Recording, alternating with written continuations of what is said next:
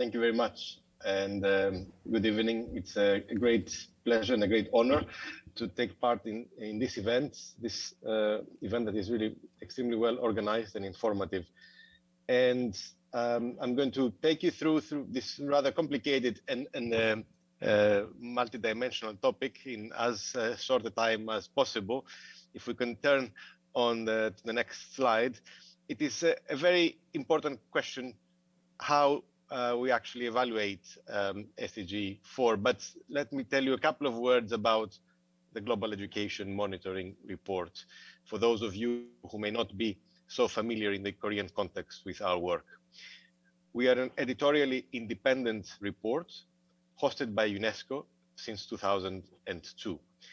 But in 2015, and I was very lucky and honored to be present in Incheon at the time, we received a global mandate from the international community to continue our work to monitor education in the SDGs. And our mandate is twin. First, we report on progress in education in the SDGs. That means we have a section in every publication that goes through each one of the 10 SDG4 targets. Also, the relationship of education with other SDGs and education financing. Secondly, we have a mandate to monitor the implementation of national and international strategies to achieve SDG4 as these were outlined in the Education 2030 Framework for Action. And that justifies why every report has a theme that is selected by our International Advisory Board. The purpose of this monitoring is to help hold all partners to account for their commitments to achieve SDG4. And as you see from these images, since in this new era, post-2015, we have published already 4 reports, and tomorrow, in fact, we're launching the 5th report in the series, which focuses on one of the dimensions, in fact, that Dr. Han referred to earlier, education as a public good, the relationship between education, between state and non-state actors in education. So please do stay tuned. The presentation, the launch is actually taking place tomorrow, and from tomorrow there will be a series of events marking this topic, and we would be delighted to also have a presentation in Korea on it. Turning to the next slide, as I was mentioning earlier, it is a very difficult topic. How do we actually evaluate progress on SDG4? Let's say, roughly speaking, there are 2 ways of doing that. The first is the quantitative monitoring, to which I will mention a few things in the next 3 slides. We have an SDG4 monitoring framework. It is a very ambitious, very progressive, very forward-looking monitoring framework that has expanded the range of indicators that we are covering, expanded in terms of covering all levels of education, expanded also in terms of the equity dimension, and expanded, that's very important, in the great wealth and depth of the different sources that we're using. We're no longer using just one source, but we are combining very different sources, and that has really added extremely important insights. But there's also the qualitative element, and I think many of the presentations, the 2 presentations that preceded me really focused on that, and that is really extremely important. But SDG4 is about the whole of education. So how do we actually organize our evaluative activities? In 2019, for the high-level political forum, the APEX forum for the follow-up and review of SDG4, we had prepared a publication called Beyond Commitments, which was quite similar in some ways to what Dr. Han was saying about the 4 core issues that came out of UNESCO's latest report on the futures of education. We feel that post-2015, education systems and education ministries need to look, first of all, beyond averages. Equity and inclusion have come to the center of our debates. That's something that was not really quite the case before. Secondly, it's about looking beyond the basics. And Korea has been championing the idea that education is not just about the fundamentals, it's also about content that is fit for sustainable development and global citizenship.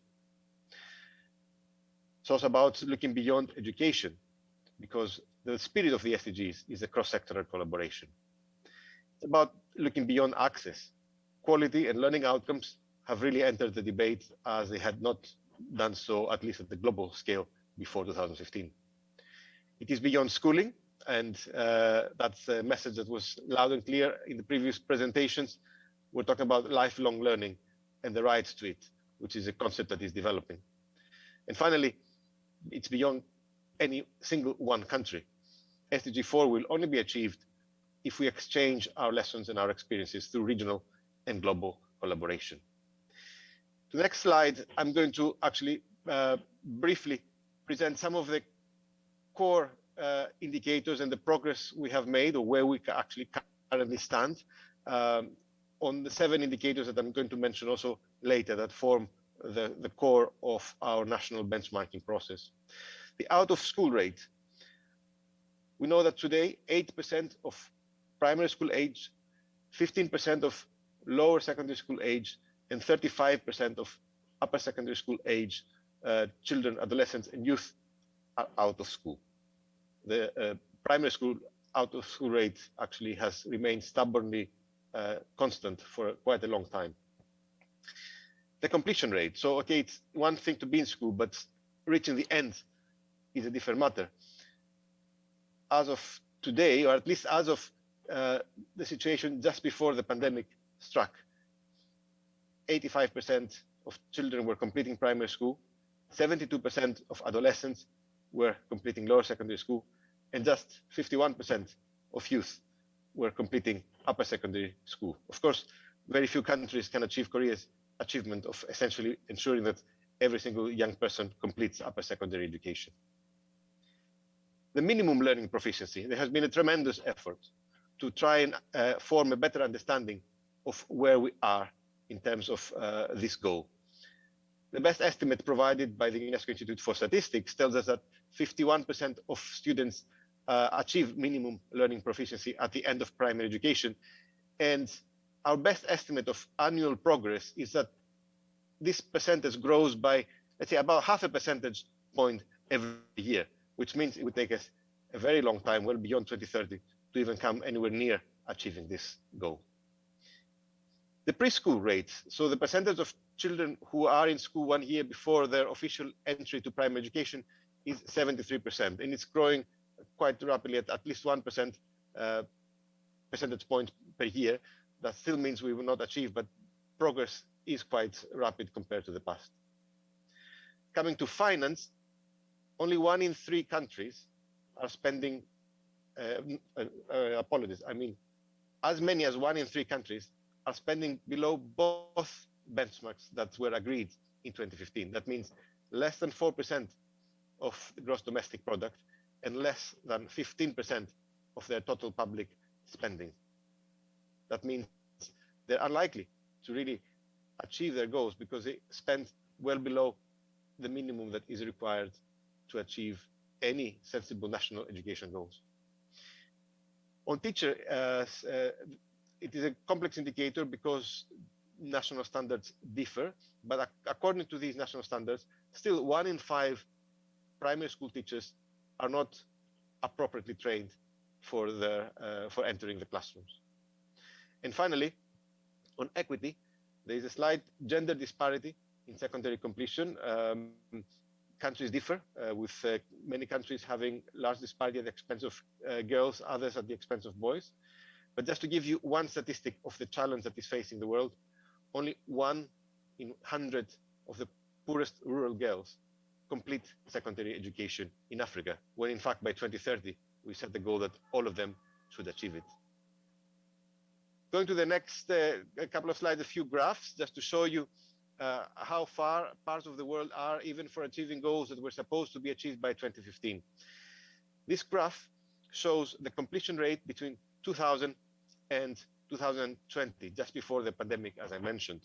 It shows 5 regions of the world. The blue line shows the percentage of children who complete primary education in time, which means not actually in time, but by the age 15. And you see that there has been growth, but still that countries are not exactly next to the 100% universal primary completion. The orange lines shows the young people who eventually complete because they start school late, they repeat several classes. And you see that even with this optimistic definition, still we have at least 1 in 4 children in Africa who do not complete primary education as of today, which means we still have a very long way to go, even on a basic indicator, as is primary completion. We will be featuring this new way of calculating the completion rate in a new site that will be launched tomorrow. It's called View, and it is actually accompanying the 3 websites that the report makes available on education inequalities, which is WIDE, on progress towards SDG4, which is called SCOPE, and on country approaches to achieve selected policy areas through their laws and programs, which is called PEER. And to the next slide, this is very important when it comes to understanding how far we are from progress towards achieving universal minimum learning proficiency. The bars, the black bars, show the percentage of students who reach minimum proficiency. And you see, I was mentioning earlier that 51% of students of primary school age achieve this minimum proficiency. But that ignores those who actually do not make it to the end of primary school. And to take an extreme example, in the case of sub-Saharan Africa, 24% achieve minimum learning proficiency at the end of lower secondary education. But if you consider how many actually reach that level, only 1 in 10 adolescents reach the end of lower secondary education in time and have achieved minimum learning. That shows the magnitude of the challenge, at least for parts of the world. The next slide, I would like to emphasize, therefore, in that context, if we turn, yes, I was very pleased to see Dr. Han presenting really a very important development that was achieved this year.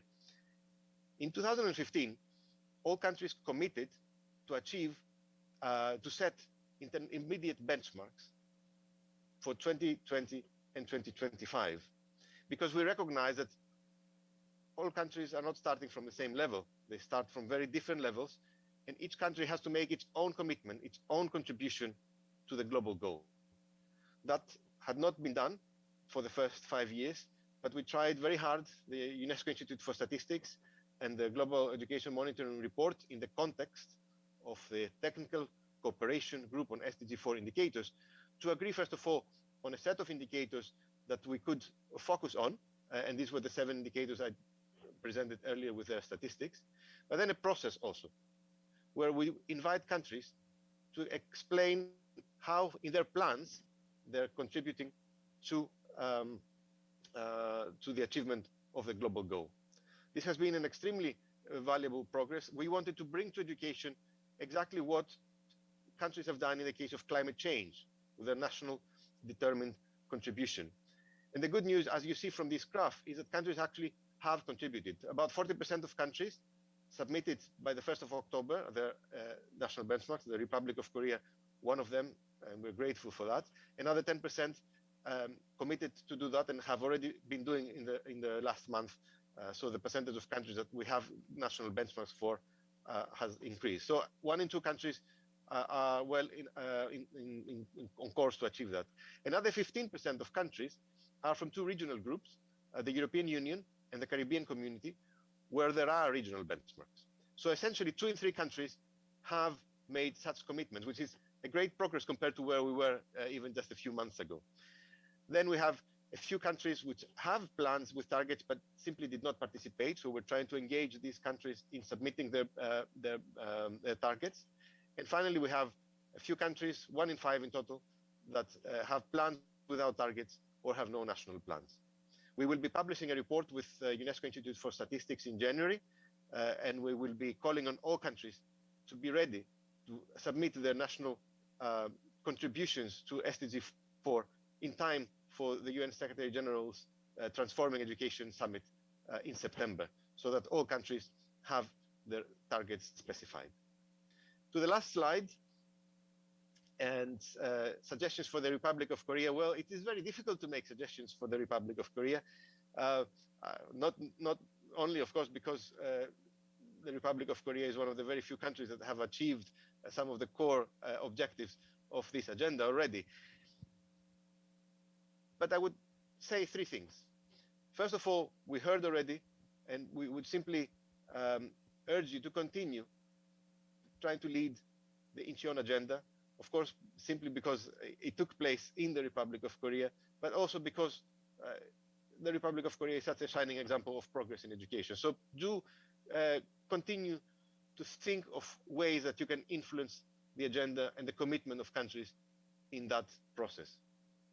A second and related suggestion is a perception that we have, at least from Paris, as we see it, and at least from my own personal experience, even before working for UNESCO, that the Korean international assistance program sometimes is not as coherent as it could be. Many other countries have organized their development agencies in ways that bring the different ministries' programs together. And we think there's still some scope for a more unified approach to some of the core development financing issues. But that's something, of course, that I know the administration has its own constraints, but it's something worth reflecting on how it could be improved. And third, and perhaps the issue that is closest to your heart, but also one that we are looking at with great concern. It is terrific to have Korea's support behind target 4.7. But we also need to recognize that the monitoring of that target is challenging. And we have currently a process whereby countries provide some self-reports in the process of monitoring these targets through the 1974 recommendation. But it's not clear whether that process is sufficiently formative for countries. We need, I believe, a more independent look at some of these very difficult and very sensitive topics of how countries cover core issues of sustainable development and global citizenship. And I think it would be interesting for Korea's contribution to this debate. Can we establish perhaps a slightly more independent perspective into how countries progress in this area? Because the current arrangement based on self-reporting is not taking us as far as perhaps we need in order to mobilize and facilitate better dialogue between countries. But that's an open question, and I would be very happy to follow in the future if you have similar concerns. That brings me to the end. Apologies if I took longer than I hoped. Thank you very much again for the invitation, and I'm happy to answer any questions at the end. Thank you for your presentation. 네, 오늘 그 SDG4 전 세계 이행 현황을 We 매년 are talking 발표하는 about 유네스코 the implementation of 세계 현황 보고서 SDG4, 실장님 발표를 and we were 들으니까 joined by 더욱더 the 현재 director 상황의 of the Global 중요성, 그 Education Monitoring 심각성에 Report, 대해서 and I think that his 실감하게 되는 것 presentation 같습니다. highlighted the severity and the gravity of the situation we are faced now. Listening to his presentation, I was especially moved and by his call for Korea to play a greater role in pursuing the Incheon agenda and also the target 4.7. If you have any questions for Mr. Antoninis, please leave it in the chat box, and we will be able to address your questions during the discussions and Q&A. Our next presenter is Professor Jari Lavonen of University of Helsinki. Professor Lavonen is also serving as a director of the National Teachers Education Forum in Finland. He couldn't make himself available for real-time participation for today's forum, so he sent his presentation in the form of video. Good afternoon. I'm Professor Jari Lavonen from the University of Helsinki. My presentation is based on a book chapter I wrote with my colleagues to the book Primary and Secondary Education During COVID.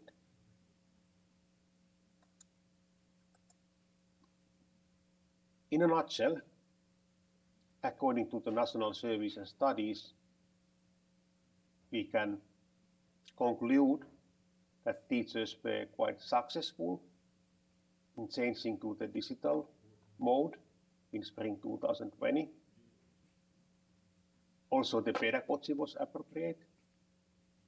and teachers were supported by their colleagues and tutor teachers. Tutor teachers are teachers who are helping teachers in their classrooms to use digital tools in teaching and learning. On the other hand, there were in some schools challenges with the digital connections, and especially the well-being issue was important. Actually, the lack of well-being among principal teachers and students. So why this switch happened quite successful? There are three main reasons. So during the last 30 years in Finland, we have had very heavy strategic orientation to educational issues. And in the field of digital teaching and learning, we have had 6 national strategies. And resources have been allocated to the buying digital tools and organizing digital learning environments and supporting teachers in their professional learning.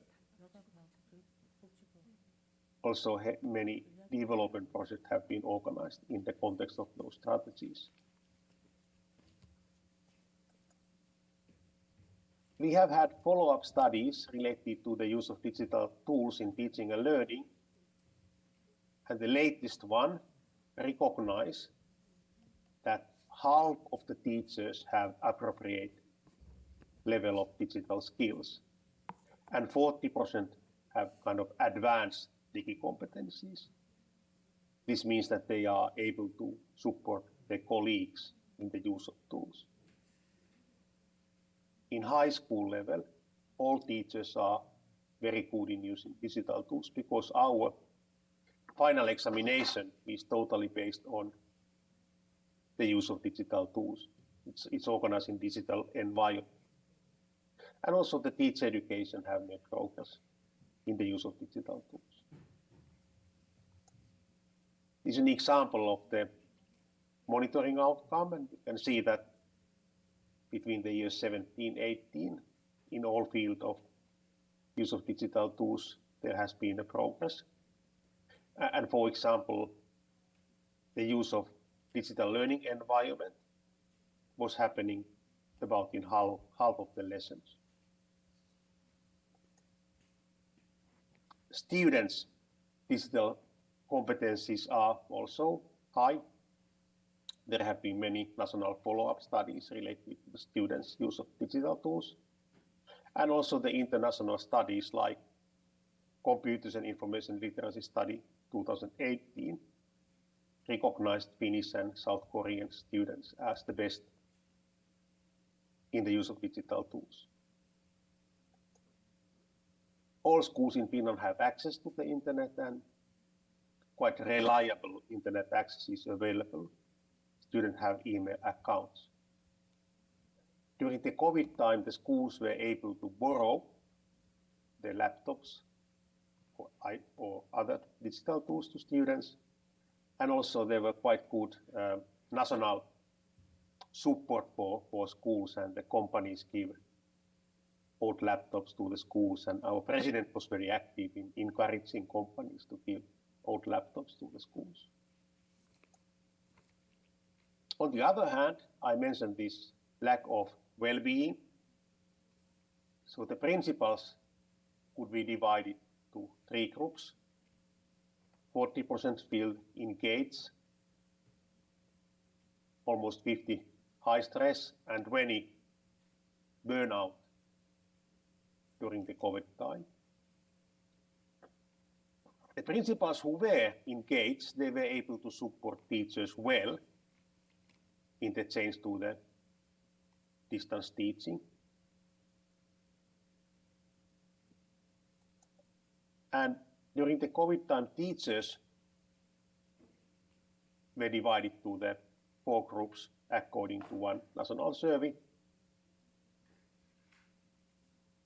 There were 30% of the teachers were recognized as engaged in teaching and learning, and the burnout was recognized among 20% of the teachers.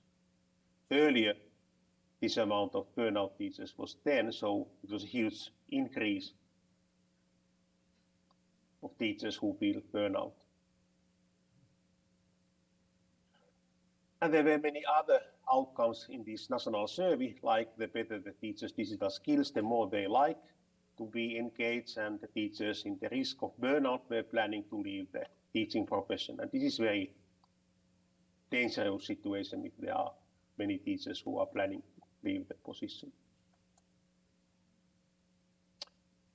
This is one example of our microgroup study. We have been focusing to the project-based learning in middle school, high school level.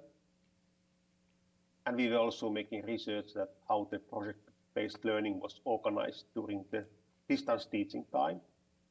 The project-based learning is a good approach when we are willing to have more student collaboration, more engagement in science. And according to this study we organized together with US colleagues, we recognized that in randomly selected situations, about 5% of those situations were situations where students feel engagement in learning. And before the COVID time, that percent was 10%. So students are not engaged all the time, but there was a heavy drop in student feeling of engagement during the COVID time. However, we can make progress with teachers. So we organized the test during the springtime 2020 and autumn time 2020. The schools, not all schools, but some schools were in distance teaching mode.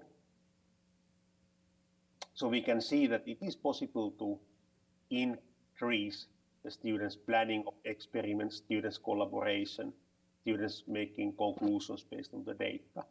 It's more challenging in distance teaching and learning situation than in traditional situation. There are many case studies in Finland done during the COVID time, and this is one example. So example of 2 fifth grade teachers who began to collaborate more and plan together online classes and organize distance teaching first and then collaboration activities and learning in a small group.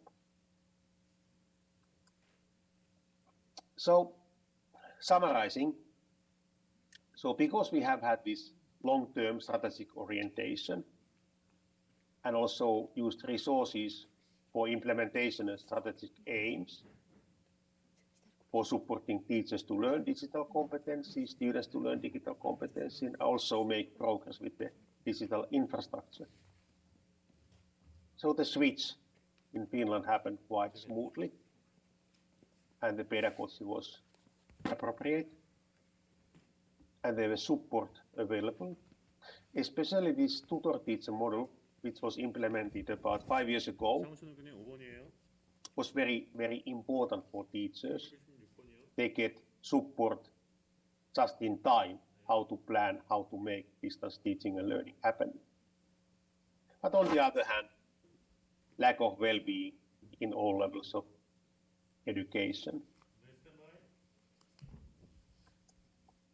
Thank you for giving this opportunity to introduce the COVID time teaching and learning in Finland, and good luck for your conference.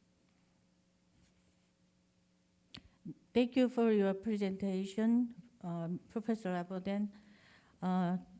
지금 이제 라보넨 교수님께서는 핀란드와 한국 교육의 다른 Professor 부분과 Lavonen 비슷한 부분을 비교해서 actually made a comparison 흥미롭게 between the 잘 digital 비교해 learning 주셨습니다. of Korea and that of Finland. 다음 Actually, 세션으로는 we 저희가 had insight 4개 about the 발표를 다 similarities and the 마쳤고요. differences of digital learning between 실시간 Korea and Finland. 참가자님들께서 This concludes the 질의사항을 presentation 보내주셨어요. part of the 질의사항을 session A, 중심으로 and we've collected a few questions from the audience and the participants. So we'd like to direct the question to our participants. 주준호님이 한경구 사무총장님께 Juno 드린 has 질문입니다. a question for KSDG Mr. 관련 기존 Han-kyung-gu. SDG 대비 한국 compared to 보완된 대표적 지표가 어떤 것이 KSDG, or with relation to KSDG, what are some of the key indicators that have been developed? Also, how is KSDG integrated or aligned with the global SDG? Would you be able to answer this question? 제가 아는 범위 내에서 I 말씀드리자면 will respond to the question to the best of my knowledge. 이게 KSDG 경우에 In the case of KSDG compared to the existing SDGs or the global SDGs, how is it integrated and aligned with the global SDGs was the question. The national goals have been set by taking into consideration the local context, and this is shared with the global community, and this is the underlying mechanism. Next year, at the high-level policy forum, we will be submitting a national report, and we will be outlining the implementation status in Korea.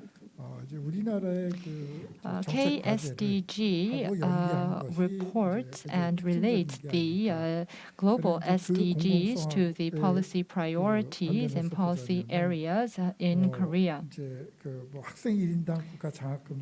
For instance, we have an indicator that we monitor on students who are receiving scholarships.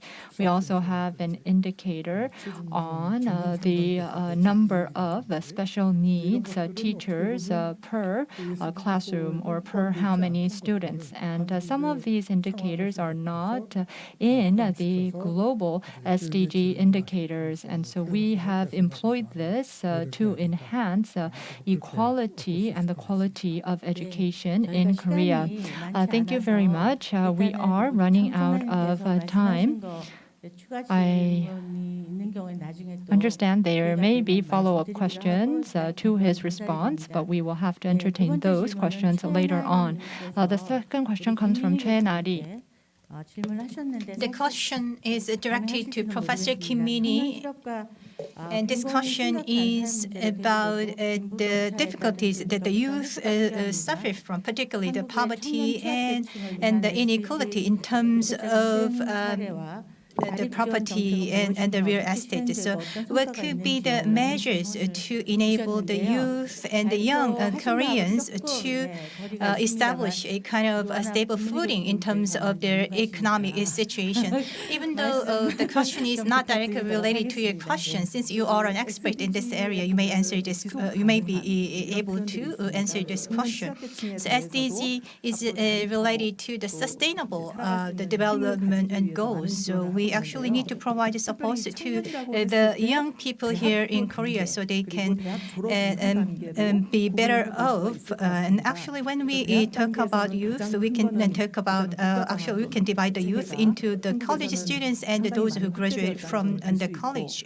When it comes to college students, we have very active scholarship or the tuition loan program targeting the college students, and those who are in their high school students, we provide a specific quota system for the marginalized ones. And also there is a kind of social service related benefit system providing or the supporting the housing of young people.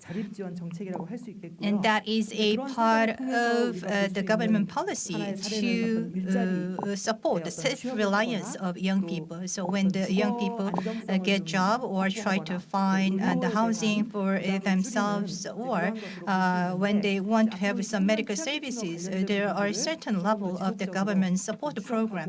And actually, I believe that we need to identify more tasks in terms of supporting the self-reliance, economic self-reliance of young people. Thank you very much. We have another question for Secretary General Han. I'm sure many were impressed with your presentation. That's why you are receiving so many questions. The next question comes from Chang Soo-hyun. You were talking about early childhood education. The question is related to equitable education in early childhood. You talked about how the government is providing subsidies for 3 to 5-year-olds. The question relates to the discrepancy in the quality of education that special needs toddlers receive compared to non-disabled students. She also mentioned that when special needs children attend public nurseries or kindergartens, they are exempt from subsidies that they can receive otherwise. So the question is, do you know about this situation and what are your thoughts? I would like to first ask for your understanding, and I would like to apologize first. I am not an expert in early childhood education, and I'm sure that there are separate government ministries in charge of what you have mentioned, and there will be different laws and regulations that govern those measures. But I can say what our goal is to provide quality education for children, whether they have a disability or not. And I want to highlight that UNESCO and the international community are on the same page when it comes to this ultimate goal. Of course, the reality right now is not perfect. I'm sure that is the case. However, the SDG highlights this principle that I've mentioned to you of providing quality and fair education for all children, whether they are disabled or not. And I think that if there are such issues right now, we need to be able to find a way to overcome those limitations. I ask you for your very poignant question. I'm not sure if that was a sufficient response. Just as the Secretary General mentioned, he is not an expert in this field, and different government ministries are actually in charge of kindergartens and preschools. And I'm sure that the different local governments also have different laws and regulations. So I guess we need to get rid of the silos between the government ministries in order to overcome these challenges. I don't think we can entertain any more questions. Does anybody have any other questions? No. Do we have any questions for Mr. Antoninis? I would like to thank you for your patience, and I would like to thank you for your participation, Mr. Antoninis. I think your presentation was perfect, and it was perfectly clear to everyone, so you're not receiving any questions. I would like to thank you for your participation, and I would also like to thank you for staying with us. And we talked about SDG4 implementations, and we, I think, had an opportunity to look back at the education reality in the COVID-19 era. I think we are going to have to wrap up session A. Thank you very much for your participation.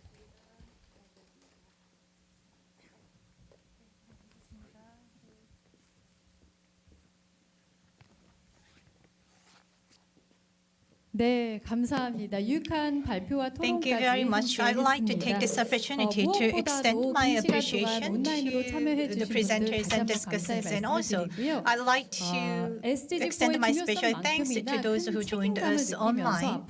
And it was a great opportunity for us to realize the importance of SDG4 as well as grave responsibilities on us. This concludes the day one of the 2021 International Education Forum, and today we will proceed with the day two of the forum under the theme of the post-COVID-19 Korean and ODA for education. And we will proceed with the session from 2 p.m. and to 5:30. Thank you very much for your attention.